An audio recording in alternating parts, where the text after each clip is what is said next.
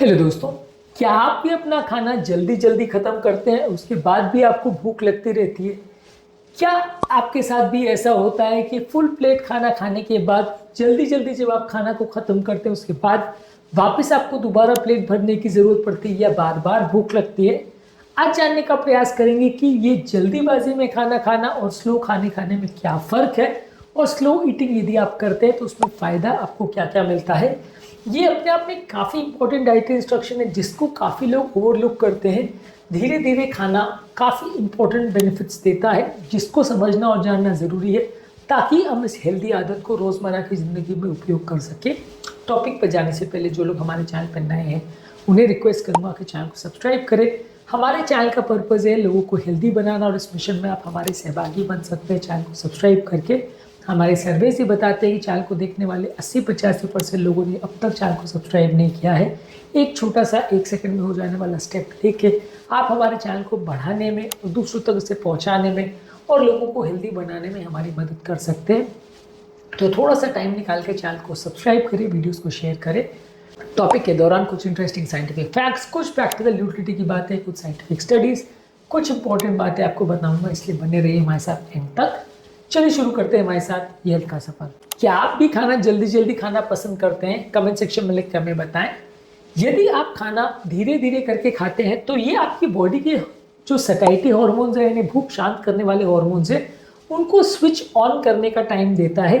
यदि आप जल्दी जल्दी खाना खाते हैं तो ये हमारे सैटिस्फैक्टरी हार्मोन्स को एक्टिवेट होने नहीं देता है, जिसकी वजह से हमें खाना खाने के बावजूद भी ऐसा लगता है कि पेट नहीं भरा है, भूख शांत नहीं हुई है और ज़्यादा खाने की इच्छा होती रहती है। बॉडी के कई सैटिस्फैक्टरी हार्मोन्स जो हमें प्रेरित करते हैं कि हमें और खाना खाने की ज़रूरत नहीं है, जैसे कि कोलेस्टोकाइनिन, GLP-1 और पेप्टाइड YY, इनको एक्टिवेट होने में ऑन एन एवरेज खाना चालू करने के 15 से 20 मिनट का टाइम लगता है। और यदि आपका खाना इससे पहले अगर ख़त्म हो जाता है तो ये हार्मोन्स प्रॉपरली नहीं बन पाते हैं। यही कारण है कि आप उस 15-20 मिनट के टाइम में और ज़्यादा खा लेते हैं। मान लीजिए अगर आप अपने आप को 15 से 20 मिनट का टाइम देते हो, उसमें आप 2 रोटी खाते हो और वो 15 से 20 मिनट में आप 6 रोटी खाते हो, तो बॉडी में जो कैलोरी गई वो 3 गुना ऑलमोस्ट हो गई। लेकिन यदि उसी टाइम में आपने धीरे धीरे करके चबा चबा के यदि 2 रोटी खाई तो नंबर ऑफ कैलोरी जो बॉडी में जाएगी वो कंपैरेटिवली कम लगेगी। यानी ये हार्मोन्स का बनने का और ब्रेन तक पहुंचने का जो एक्शन है वो कुछ हद तक टाइम डिपेंडेंट है। तो खाना के दौरान आप जितना टाइम वेस्ट करेंगे या जितना टाइम आप उसमें स्पेंड करेंगे, उतना ज़्यादा चांसेस है कि ये हंगर को शांत करने वाले हार्मोन्स या भूख को शांत करने वाले हार्मोन्स जल्दी एक्टिवेट होंगे और आपके ब्रेन तक मैसेज पहुंचेगा और आप कंपैरेटिवली कम खाना खाओगे।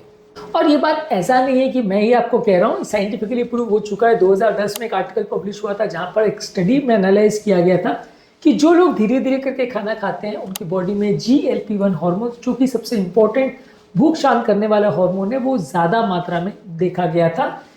इसी तरह से धीरे धीरे करके चबाने में आपका खाने का डाइजेशन भी कंपैरेटिवली बेटर होता है, और अगर किसी को ब्लोटिंग और गैस की प्रॉब्लम है तो वो भी आपका कंपैरेटिवली कम होता है। धीरे धीरे करके खाने को चबा के खाने से खाने पर जो डाइजेस्टिव एंजाइम का एक्शन है वो कंपैरेटिवली ज़्यादा बेटर होता है। इसकी वजह से ब्लोटिंग और गैस के पेशेंट्स के लिए भी ज़्यादा रिकमेंडेड है कि वो धीरे धीरे करके खाएं। इस मामले में जर्नल ऑफ न्यूट्रिशन और डायबिटीज़ में एक आर्टिकल पब्लिश हुआ था 2013 में, जिसने बताया था कि यदि आप एक खाने को 30 से 35 बार अगर चबा चबा के खाते हैं तो पोस्ट मील ब्लोटिंग होने का चांस कंपैरेटिवली कम होता है और आपका खाने के बाद जो भूख लगने का प्रोसेस है वो भी कंपैरेटिवली ज़्यादा बेटर होता है। इसके अलावा यदि आप खाने को धीरे धीरे करके खाते हैं तो खाने के बाद जो ब्लड शुगर लेवल बढ़ने की प्रक्रिया, जिसे शुगर स्पाइक्स बोलते हैं, जो कि काफ़ी स्टडीज़ ने शो किया कि बॉडी को नुकसान पहुंचाता है, आपकी क्रेविंग्स को बढ़ाता है, ये भी कंपैरेटिवली कम एक्टिवेट होता है। यानी शुगर स्पाइक्स भी कम देखने को मिलेंगे यदि आप खाने को चबा चबा करके खाएंगे। 2018 में इस मामले में आर्टिकल पब्लिश हुआ था जिसमें बताया था कि डायबिटीज़ के पेशेंट्स के लिए काफ़ी इंपॉर्टेंट है कि कंपैरेटिवली शुगर स्पाइक्स कम हो। यदि धीरे धीरे करके खाना खाते हैं तो इंसुलिन रेजिस्टेंस कंपैरेटिवली कम होता है। यदि आप धीरे धीरे करके खाना खाते हैं तो आपके ब्रेन को ये समझने का टाइम मिलता है कि ये जो आपको भूख लग रही है वो आपकी रियल हंगर है या सिर्फ साइकोलॉजिकल हंगर है, क्योंकि रियल हंगर के लिए खाना खाना ज़रूरी है।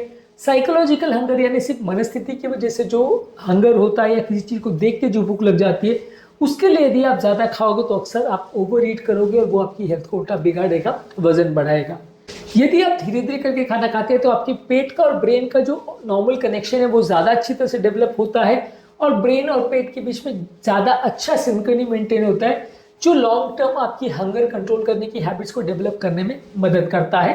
इसके अलावा जब आप धीरे धीरे खाना खाते हैं तो इमोशनल ईटिंग और साइकोलॉजिकल ईटिंग भी कंपैरेटिवली कम होती है। कई बार आपने देखा होगा कि इमोशंस के भाव में आकर या जब हम एंग्जाइटी या स्ट्रेस या डिप्रेशन में होते हैं हम ज़्यादा खा लेते हैं। यदि ऐसे टाइम पे आप जल्दी जल्दी खाओगे तो ज़्यादा खाना खाया जाएगा। यदि आप ऐसे टाइम में धीरे धीरे करके चबा के खाओगे तो माइंड को थोड़ा सोचने का टाइम मिलेगा, समझने का टाइम मिलेगा, तो ऐसे में कंपैरेटिवली इमोशनल ईटिंग कम हो जाएगी। स्लो ईटिंग करने से आपका लेट नाइट हंगर भी कंपैरेटिवली कम रहता है, यानी खाना खाने के बाद लेट नाइट जो लोग की नींद अक्सर भूख के लिए खुलती है, लोग बार बार खाना खाने के लिए जाते हैं, फ्रिज में कुछ ना कुछ ढूंढते हैं, वो भी कंपैरेटिवली कम रहेगा। आपका ब्रेन का सेटिस्फैक्शन लेवल्स भी बेटर रहेगा।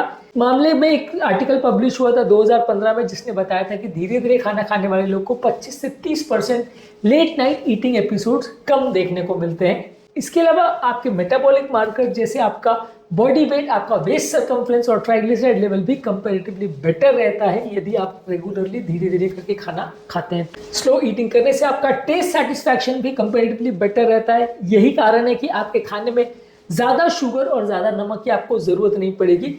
जब आप जल्दी जल्दी खाना खाते हैं तो आपके टेस्ट सेंटर्स को यानी आपके बर्ड्स को ज़्यादा टाइम नहीं मिलता फूड के साथ इंटरेक्ट करने के लिए, इसलिए खाने का आपको स्वाद नहीं आता। यही कारण है कि स्वाद को बढ़ाने के लिए ऐसे लोग खाने में ज़्यादा मात्रा में नमक और ज़्यादा मात्रा में शुगर डालते हैं और ओवरऑल ये आपके बीपी और शुगर के कंट्रोल को ज़्यादा बिगाड़ता है।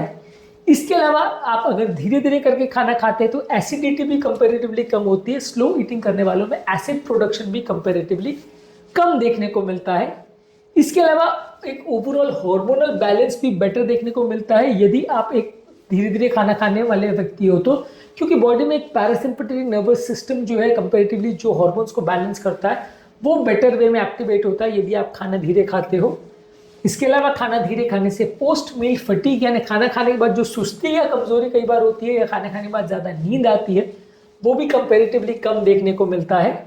इसके अलावा यदि आप धीरे धीरे खाना खाते हो तो कई डिस्ट्रैक्शंस की वजह से जो आप बिना सोचे समझे टीवी देखते देखते या बात करते करते बहुत ज़्यादा खा लेते हो वो भी कंपैरेटिवली कम होगा, तो ओवरऑल टोटल कैलोरी कंजम्पशन कम होगा। तो यानी कि कई तरीके के फ़ायदे आपको मिलते हैं यदि आप धीरे धीरे करके खाना खाते हैं और ये बहुत सारे तरह से आपको फ़ायदा पहुंचाता है। यदि आप तेज़ खाना खाना पसंद करते हैं या स्लो, कमेंट सेक्शन में लिख कर हमें बताएं कि आपने नोटिस किया है कि कोई व्यक्ति तेज़ खाता है वो ज़्यादा खाना खा लेता है, पहले कभी ऐसा नोटिस किया है तो कमेंट सेक्शन में लिख के हमें बताएं। आज के टॉपिक में हमने बात करी कि स्लो यानी धीरे धीरे खाना खाने से क्या हेल्थ बेनिफिट्स मिलते हैं और क्यों ज़्यादातर लोग को रिकमेंड किया जाता है कि वो धीरे खाएं, और सिर्फ भूख शांत करने के अलावा डेफिनेटली इसके और भी कई तरह के बेनिफिट्स हैं। ओवरऑल आपका पूरा मेटाबॉलिज्म भी बेटर हो जाता है यदि आप धीरे धीरे करके चबा चबा करके खाने वाले व्यक्ति हैं। तो उम्मीद करूंगा कि आज के टॉपिक में कुछ नई बातें जानने को मिली होगी। जो लोग हमारे चैनल पर नए हैं उन्हें रिक्वेस्ट करूंगा कि चैनल को सब्सक्राइब करें। हमारे चैनल का पर्पज़ है हेल्थ एजुकेशन के द्वारा लोगों को हेल्थी बनाना, और इस मिशन में आप हमारे सहभागी बन सकते हैं। चैनल को सब्सक्राइब करके आपके कमेंट्स हमें जानने में मदद करते हैं कि आपको हमारा कंटेंट कैसा लग रहा है, प्लस हमारे लिए मोटिवेशन और इंस्पिरेशन का भी काम करते हैं। इसलिए वीडियोस को देखते रहिए, शेयर करते रहिए और हेल्थ के सफर में हमारे साथ आगे बढ़ते रहिए।